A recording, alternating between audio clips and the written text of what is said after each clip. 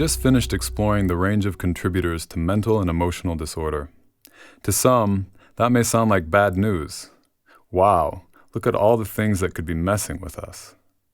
The reality, though, is that this is actually great news. If it's true that a wide range of contributors to these problems exists, then that also means there's plenty we can do to start getting at the roots of these problems and start feeling better.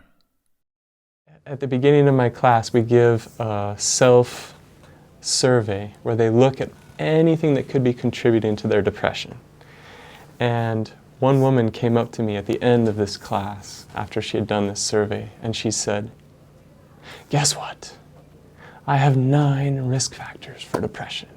And it included like sleep was a real issue for her, and exercise and sunlight. Her diet was totally messed up, etc. And she was excited that she had 9 risk factors. And now I ask myself, why would anybody be excited to find out that they had 9 risk factors for depression? My answer is because perhaps for one of the first times she realized how many things were leading into her struggles with mood and how much she could do. Somewhere along the line, we seem to have forgotten there were a large range of options available. I was at a conference on ADHD in Chicago. The psychiatrist who was presenting was somewhat critical of some of the ADHD medications on the market. At the end of the presentation, someone in the back raised their hand during the question and answer and said, "If we're not going to give these kids medications, then what are we going to do to help them with their ADD?" And the psychiatrist turned to this man in the back with almost a look of disbelief. And he said, "All of life, sunlight and exercise and relationships and silence and nutritional stuff and good sleep and reading." And his point was, have we lost an imagination of the range of possible supports that are available? Many of us have lost this vision of everything at our disposal. Medications, as we've pointed out, have been helpful for many. There is a growing awareness, however, that they shouldn't be overemphasized, especially if other options are pushed to the side. We know that there are many resources out there. It's not A or B. There are many options. And it really is up to us to fully research those options or find people who can help us research those options. As we learn more and more about the range of risk factors and contributors to these problems, doctors, therapists, and patients are beginning to explore more seriously all the many life adjustments that can promote mental health. This, of course, is no different than a heart patient who is encouraged to start exercising and eating differently as part of his treatment. Last week I met with a professional woman, and she's been really struggling with a lot of challenges. She's very, very high energy on several volunteer boards and quite active.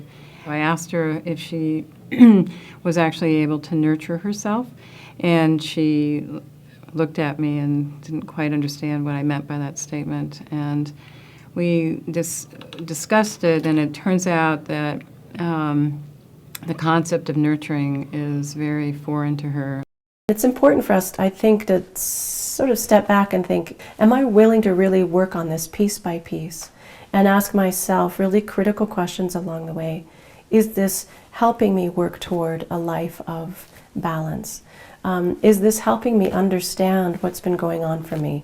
And if not, maybe I need to drop that and try something else. But really giving it time and understanding that this process of wellness is it's a lifetime pursuit.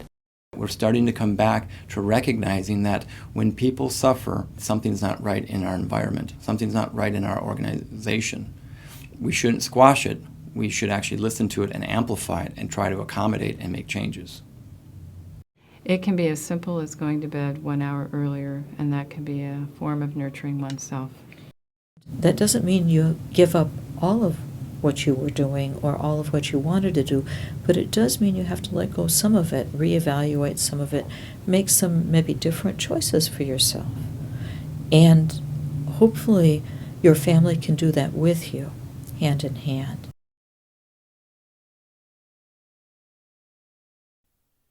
In a perfect world, families would look to one hurting individual as a sign or message of something they all need to work on. We don't live in a perfect world, though.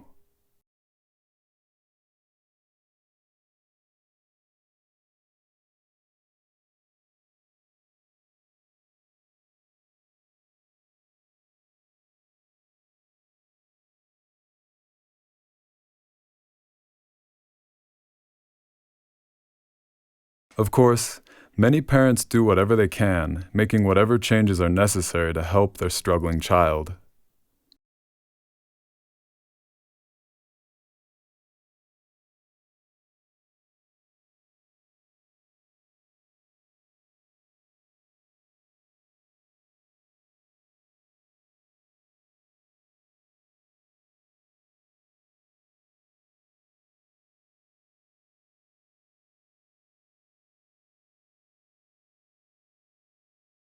The key is to accommodate and to meet the child at their needs, to say, oh, I see what's happening. How can I accommodate?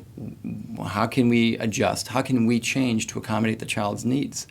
A lot of times people really need to make some major changes when they are in crisis, but prefer not to. They want to kind of just keep going in the same direction.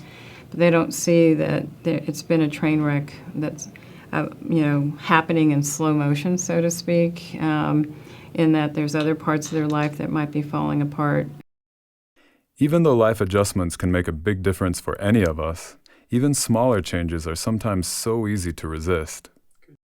I think it goes back to our culture being in a place of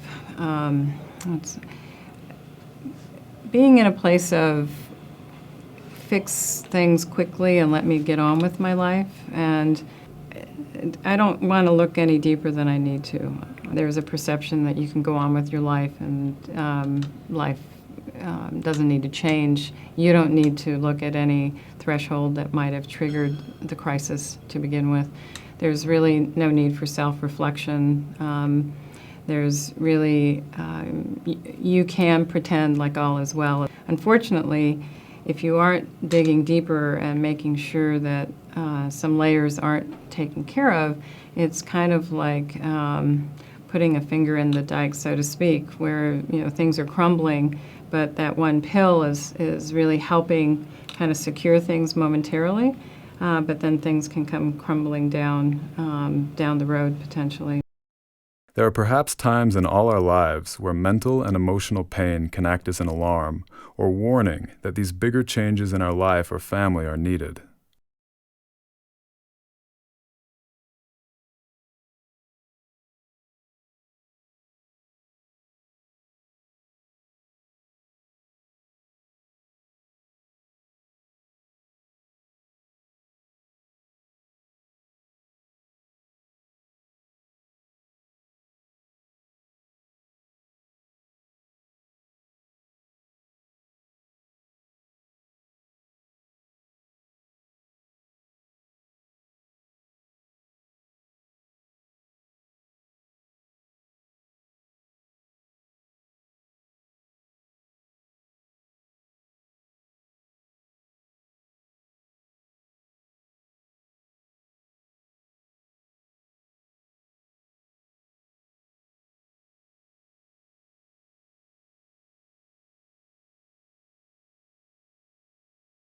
In a very low point in my life and in college, I got home and no one was, I was living with my father at the time and nobody was home.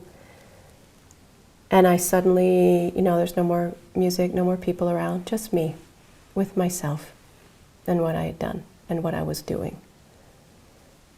And something inside me that I was willing to hear or couldn't ignore any longer roared, you got to do something about this. This is not what you want to do long term.